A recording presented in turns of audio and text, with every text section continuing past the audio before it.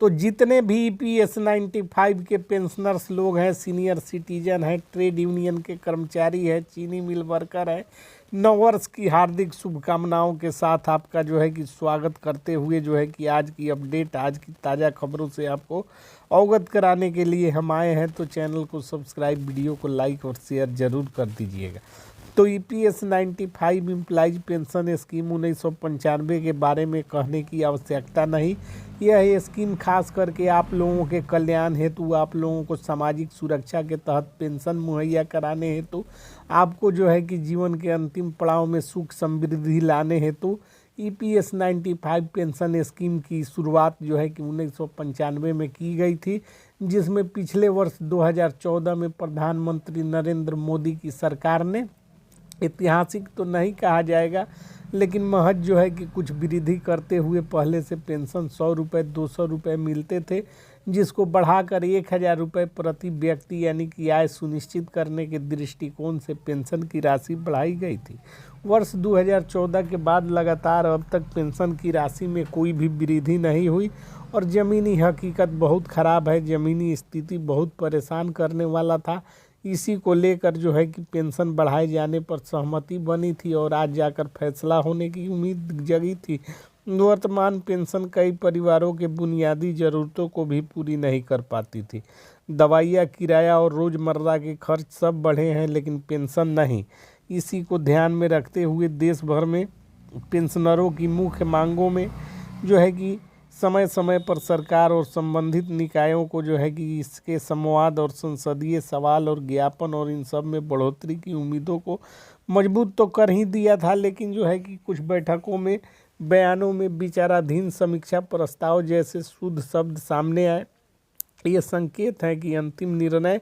होने में जो है कि अब अत्यधिक विलंब कतई नहीं है। अब जो है कि पेंशन की राशि सुनिश्चित हो चुकी है, तमाम लोगों को जो है कि लाभ मिलेंगे और इससे जुड़े हुए जो है कि तमाम तरह की खबरें और अलग अलग मंचों पर अलग अलग आंकड़े चर्चा में हैं। ये अनुमान है कि घोषणा अंतिम है और अंतिम राशि नीति पर निर्णय निर्भर हो चुका है और इसी को लेकर जो है कि ईपीएस 95 के पात्र लाभुकों में काफ़ी जो है कि हर्ष और उत्साह का माहौल देखा जा रहा है, क्योंकि पात्र लाभुक जानते हैं कि जब पेंशन की राशि 7500 यदि सरकार करती है तो उनको जो है कि दवाइयाँ, मेडिकल खर्च यानी कि डीए का प्रावधान, तमाम तरह के जो है कि फैसिलिटीज़ साथ में देने सुनिश्चित करेंगे। किंतु यह सब जो है कि आंकड़ों का खेल बनकर रह गया था और लगातार इसको लेकर तरह तरह के सवाल उत्पन्न हो रहे थे, लेकिन सवालों का जवाब देने के लिए सरकार के पक्ष से कोई आता नहीं था और मीडिया में भ्रामक खबरें फैला दी जाती थी।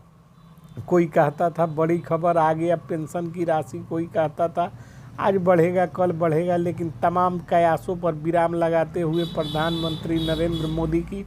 टीम आगे आई है और टीम के द्वारा एक एक अपडेट किया गया है, जिसमें बताया गया है कि नए साल 2026 पेंशनरों के लिए हार्दिक शुभकामनाओं की घड़ी लेकर आ रही है, क्योंकि इस वर्ष में जो है कि पेंशनरों के तमाम लंबित मांगों को पुरजोर तरीके से सरकार पूरा करने का मन बना चुकी है और पेंशन की राशि इस वक्त जो है कि बढ़ने के कगार पर है और प्रधानमंत्री नरेंद्र मोदी और ताकतवर जो गृह मंत्री अमित शाह के निर्देश पर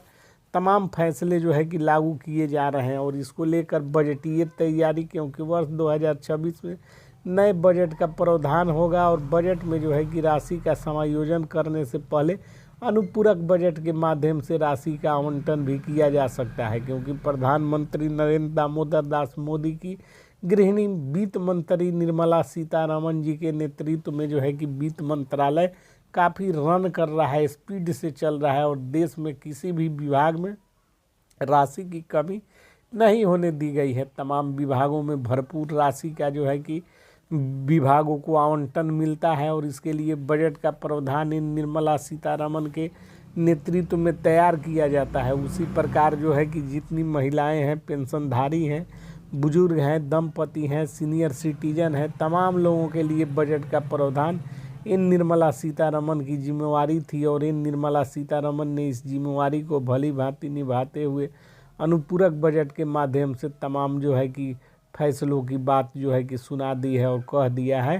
कि अनुपूरक बजट ही एकमात्र विकल्प है, तब तक जो है कि पेंशन की राशि बढ़ाई जा सकती है और इसको लेकर किसी प्रकार का संशय नहीं होना चाहिए। तो ये निर्मला सीतारमण के तरफ से जो है कि हरी झंडी मिल चुकी है और बाकी का काम श्रम एवं रोजगार मंत्री मनसुख मांडविया के द्वारा जो है कि कर दिया गया है। अब पेंशन की राशि में जो है कि तत्कालिक फ़ायदा तो अभी नहीं होगा, क्योंकि थोड़ा समय लगता है, क्योंकि जो है इसको लेकर अध्यादेश जारी होता है, कैबिनेट की मंजूरी होती है, वित्त का प्रबंधन होता है। यह तमाम कार्यों को जो है कि कर लिया गया है और इसको जो है कि गजट नोटिफिकेशन की तैयारी चल रही है। तो इसमें परेशान होने की ज़रूरत नहीं है, क्योंकि आपके और मेरे हाथों में तो कुछ है नहीं, सब कुछ तो सरकार के हाथों में है। तो बिना वजह जो है कि परेशान होकर चिड़चिड़ा होने से और जो है कि उलूल जुलूल कमेंट करने से क्या फ़ायदा। जो सरकार करेगी सबके लिए करेगी, ऐसा तो नहीं है कि सरकार किसी एक के लिए कर देगी बाकी को छोड़ देगी।